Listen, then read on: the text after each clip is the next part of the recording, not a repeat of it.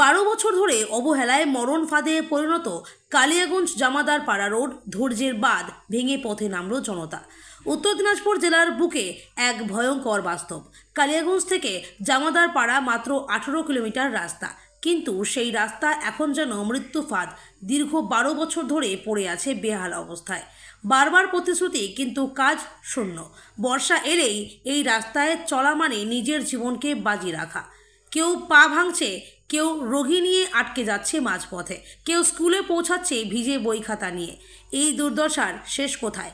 আজ আর চুপ করে থাকা নয়, আজ আর আশ্বাসে চলবে না। আজ মানুষ রীতিমতো ফেটে পড়ল ক্ষোভে। ডিএমের দপ্তরে গিয়ে জোরালো গণডেপুটেশন জমা দিল কালিয়াগঞ্জ ও জামাদার পাড়ার মানুষ। 12 বছর ধরে শুধু মিথ্যে আশ্বাস। এখন আর সহ্য হয় না। আমরা ভোট দিয়েছি উন্নয়নের জন্য, প্রতারণার জন্য নয়। মানুষের দাবি একটাই, এই রাস্তাটি অবিলম্বে সংস্কার করতে হবে এবং এই রাস্তাকে চওড়া করে উন্নত মানের নির্মাণ করতে হবে, না হলে আন্দোলন আরও বড় হবে। এই হুঁশিয়ারি দিয়েছে জনতা। প্রশাসনের দৃষ্টি কোথায়? এই দুর্দশা কি দেখেও না দেখার ভান করা হচ্ছে? সরকারি ভাষায় যাকে বলে রোড, মানুষ তাকে আজ রোগ বলছে। এই রাস্তাই তাদের দুর্ভোগ, এই রাস্তাই তাদের মৃত্যু ফাঁদ। আজকে আমাদের সভাধিপতি মহাশয়া এবং দ্বিতীয়ত আমাদের ডিএম স্যারকে ছিল, এবং ডিএম স্যার এডিএম স্যার জেডপিকে দায়িত্ব দিয়েছিলেন। ওনাকে দেওয়ার পর উনি যেটা বললেন, ওনারা এই বারবার এই তারিখ কথাটা শুনে আসছে যে পিএমওয়াই স্যাংশন হবে। তো আমরাও আশা করছি, যেহেতু ওটা কোনো নির্দিষ্ট ডেট থাকছে না, তো আমরাই ওনাদেরকে একটা টাইম দিলাম, যদি আগামী 3 মাসের মধ্যে যদি পিএমওয়াই না হয়, মিনিমাম একটা চলাচল যেন যোগ্য করা হয়। এবং ওনারাও যেটা সহমত প্রকাশ করলেন যে আগামী 3 মাসের মধ্যে যদি না হয়, সেটাও তারা অপেক্ষা করছে না। আগামী 15 দিনের মাধ্যমে যিনি ডিস্ট্রিক্ট ইঞ্জিনিয়ার বা ওনাদের অধস্তন যারা থাকছেন, তাদেরকে ওনারা সেখানে সার্ভে করতে পাঠাবেন যে মিনিমাম চলাচলের যোগ্য, মানে যদি 3 মাসের মধ্যে পিএমওয়াইটা না হয়। এটাই আলোচনা হলো। একদিকে সাংসদ বলছে কাগজ পাঠিয়েছি সেন্ট্রালে, এদিকে রাজ্য বলছে কাগজ পাঠিয়েছি, তাহলে কেন হচ্ছে না? কি বললেন, কি আজও কি হবে রাস্তাটা?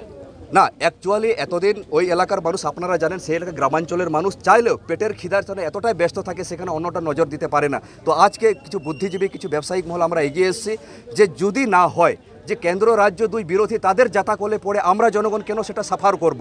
যদি না হয় আমরা আশা করছি যদি হয়, যদি না হয় আমরা যেটা বললাম, পুরো সিস্টেমটাকে আমরা যে রাস্তা আছে যে রায়গঞ্জ থেকে বুনিয়াদপুর যে বালুঘাট, সেটা পুরো আমরা বিচ্ছিন্ন করে দিব। আরও যে পদ্ধতি আছে সেটা আমরা অবশ্যই পন্থা অবলম্বন করব। কতদিন পর? ওনারা যেটা বললেন যে ম্যাক্সিমাম 3 মাসটা টাইম নিচ্ছে। যদি 3 মাসের মধ্যে যদি ওনারা না হয়, তাহলে রিপেয়ারিংটা করবেন। আর 3 মাসের মধ্যে যদি পিএমওয়াই হলে তো ভালো, না হলে কিন্তু পরে রিপেয়ারিং করবেন। যদি রিপেয়ারিংও যদি না হয়, তাহলে আমরা কিন্তু টোটাল একদম পুরো বিচ্ছিন্নতার দিকে যাব আমরা। আপনার নাম ও পরিচয়? আমার নাম, আমি অধ্যাপক বাপি সরেন, আমার বাড়ি দরিমানপুর। আজকে আমরা এখানে এসেছি, আমাদের দীর্ঘকাল প্রায় 12 বছরের একটা দাবি ছিল যে কালিয়াগঞ্জ থেকে জামাদার পাড়া পর্যন্ত যে 18 কিলোমিটার রাস্তা দীর্ঘদিন ধরে বেহাল হয়ে পড়ে আছে। বারবার শুধু বছরের পর বছর প্রতিশ্রুতি শুনে যায়, কিন্তু রাস্তা আর হয় না। সেই রাস্তার দাবিতে আজকে আমরা এখানে এসেছি। আমাদের রাস্তা মূলত, আমরা যদি কালিয়াগঞ্জ থেকে ধরি, কালিয়াগঞ্জ কলেজ মোড় থেকে জামাদার পাড়া পর্যন্ত প্রায় 18 কিলোমিটার। কিন্তু আমাদের দাবি বলতে কি, আপনারা জানেন একটা দেশের বেসিক নিড হচ্ছে রুটি কাপড়া মাকান। কিন্তু বর্তমান আধুনিক যুগে যদি আমরা দেখি, যদি আপনার রাস্তা যদি ঠিক না থাকে, আপনার সেখানে পড়াশোনা, সেখানে স্কুল কলেজে যেতে পারবে না, সেখানে টিউশনে যেতে পারবে না।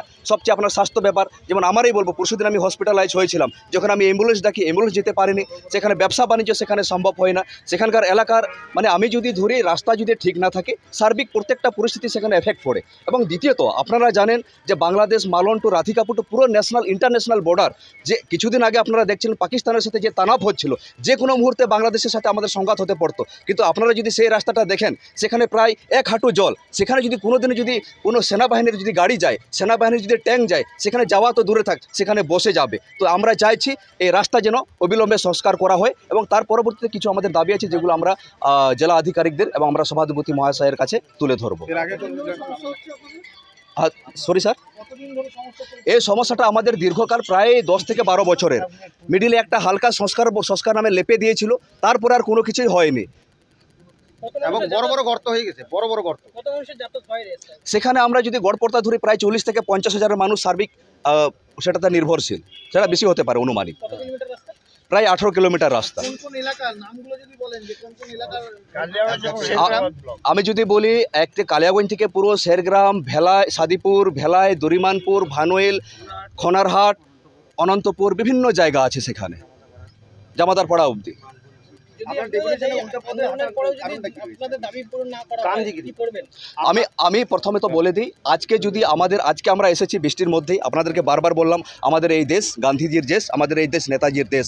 আজকে আমরা প্রথমে এর আগে বারবার লিখিত আকারে দিয়েছি, আগামী দিনে যদি না হয় আমরা আগামী দিনে যে আমাদের যেমন কষ্ট হচ্ছে সেটাকে সরকারকে আমরা কষ্টটাকে বোঝাবো। এবং আগামী 2026 আসতেছে, আপনারা জানেন নেতা মন্ত্রীদেরকে সবসময় ভোটের সময় আমাদেরকে এমনি সময় খুঁজে পায় না। আমরা 2026-এ সে নিয়ে অবশ্যই ভাবনা চিন্তা করব যদি না হয়। এবং তার আগেই, যেহেতু এখনও 1 বছর সময় আছে, তার আগেই যা পদ্ধতি আছে সেখানে আমরা অসহযোগভাবে, সেখানে আমাদের একটা ন্যাশনাল হাইওয়ে আছে, আপনারা জানেন রায়গঞ্জ থেকে বুনিয়াদপুর যাচ্ছে, সেই রাস্তা আমরা অবরোধ করতে পারি, সেই রাস্তা আমরা বিচ্ছিন্ন করে দিতে পারি। আপনারা মাওবাদী তকমা দিতে পারেন। আপনারা জানেন যখনই আমাদের দেশে কোনো কেউ আন্দোলন করে আদিবাসীদের মাওবাদী, অন্যরাকে সন্ত্রাসবাদী বলা হয়, কিন্তু সেটাও আমাদেরকে বাধ্য হতে হবে যদি রাস্তাটা না হয়। আপনারা হেঁটে আসলেন কেন?